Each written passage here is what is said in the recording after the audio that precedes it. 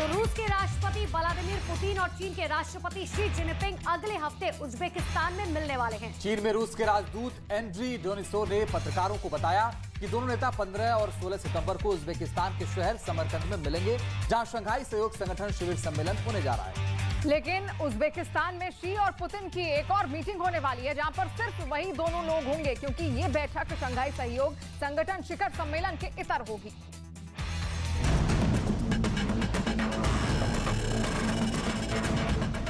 बहाना बना वोस्तोक 2022 युद्धाभ्यास, एक ऐसा युद्धाभ्यास जहां रूस की सेना चीन की सेना को साथ लेकर जंग की बड़ी तैयारी की है। इस युद्धाभ्यास के बाद अब दुनिया की नजर शी जिनपिंग और व्लादिमीर पुतिन की अगली मुलाकात पर टिक गई है।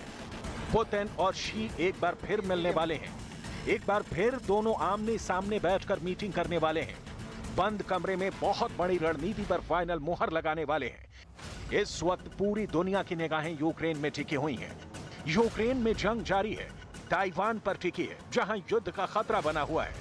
लेकिन ताइवान से 5500 किलोमीटर दूर उज्बेकिस्तान में असली खेल खेला जाने वाला है। रूस के राष्ट्रपति व्लादिमीर पुतिन और चीन के राष्ट्रपति शी जिनपिंग अगले हफ्ते उज्बेकिस्तान में मिलने वाले हैं। चीन में रूस के राजदूत एंड्री डेनिसोव ने पत्रकारों को बताया है कि दोनों नेता 15-16 सितंबर को उज्बेकिस्तान के शहर समरकंद में मिलेंगे, जहां शंघाई सहयोग संगठन शिखर सम्मेलन होने जा रहा है। लेकिन उज्बेकिस्तान में शी और पुतिन की एक और मीटिंग होने वाली है, जहां सिर्फ वही दोनों होंगे, क्योंकि यह बैठक शंघाई सहयोग संगठन शिखर सम्मेलन के इतर होगी। मुलाकात के दौरान यूक्रेन युद्ध पर बात होगी, ताइवान पर भी बात होगी, लेकिन आशंका है कि ये दोनों नेता जापान को लेकर भी बात करने वाले हैं। जापान एक ऐसा देश है जिससे रूस भी रूठा है और चीन भी छिड़ा हुआ है। जापान के काफी करीब दोनों देश युद्धाभ्यास भी कर चुके हैं और अब वोस्तोक 2022 के बाद चीन और रूस की नौसेना एक और संयुक्त युद्धाभ्यास करने वाली है।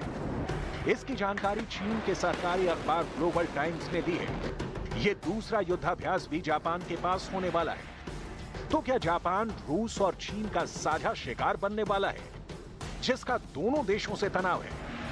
इससे पहले पुतिन और जिनपिंग की आखिरी मुलाकात फरवरी में बीजिंग में हुई थी।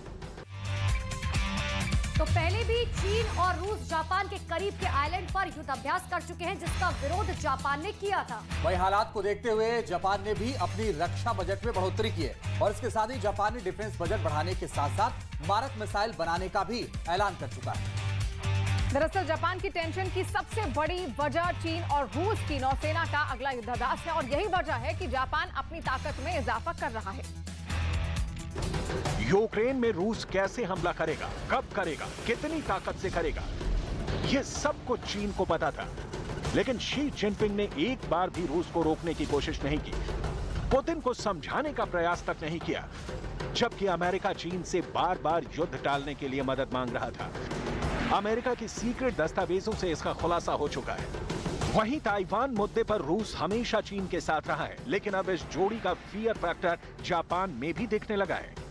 जापान की टेंशन की सबसे बड़ी वजह चीन और रूस की नौसेना का अगला युद्धाभ्यास है, क्योंकि इससे पहले रूस वोस्तोक 2022 युद्धाभ्यास को जापान के करीब के आइलैंड इटुरो, कोनाशी, शिकोटन और हवोमाई पर भी कर चुका है, जिसे लेकर जापान मॉस्को के नाम विरोध का नोट भेज कड़ी आपत्ति भी जता चुका है।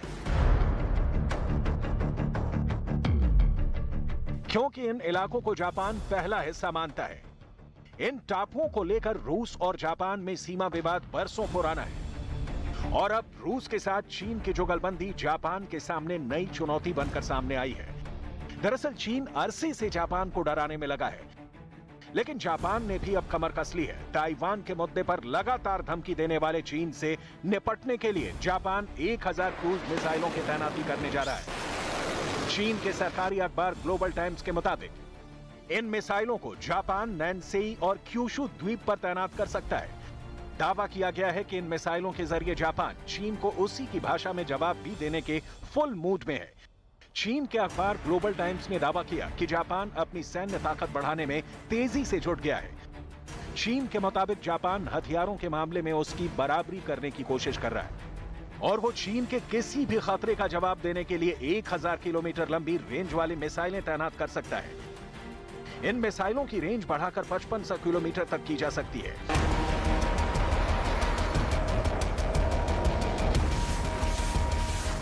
दूसरे विश्व युद्ध के बाद से अब तक जापान हथियारों से दूरी बनाकर रखने की पॉलिसी पर चल रहा था, लेकिन दुनिया भर के देशों से अलग जापान ने हथियारों की होड़ से दूरी बनाकर रखी थी। लेकिन अब वो डिफेंस बजट बढ़ाने के साथ साथ मारक मिसाइल बनाने की तैयारी में है। जापान के इंटेलिजेंस के मुताबिक चीन के पास 1900 के करीब जमीन से मार करने वाली मिसाइलें हैं। वहीं समंदर से मार करने वाली 300 मिसाइलें चीन ने बना रखी हैं। दावा किया जा रहा है कि जापान चीन के इस बढ़त को पाटने की कोशिश में लगा है। वो इतनी मिसाइलें जमा कर रहा है कि चीन की बराबरी कर सके, ताकि युद्ध के दौरान वो चीन को मिसाइलों से भी मुकाबला कर सके। इसलिए वो अपनी पुरानी मिसाइलों को अपग्रेड तो कर ही रहा है, नई मिसाइलों के साथ भी अपने जखीरे को भरने में लगा है। दावा तो यहां तक किया गया कि जापान सिर्फ लंबी दूरी की मिसाइलें बनाने तक ही नहीं रुकेगा, आने वाले समय में वो बैलिस्टिक मिसाइल, परमाणु पनडुब्बी और एयरक्राफ्ट कैरियर तक बनाएगा, ताकि चीन को युद्ध के मैदान में मात दे सके, साथ ही साथ अपने खिलाफ रूस और चीन की जुगलबंदी को बेअसर कर सके।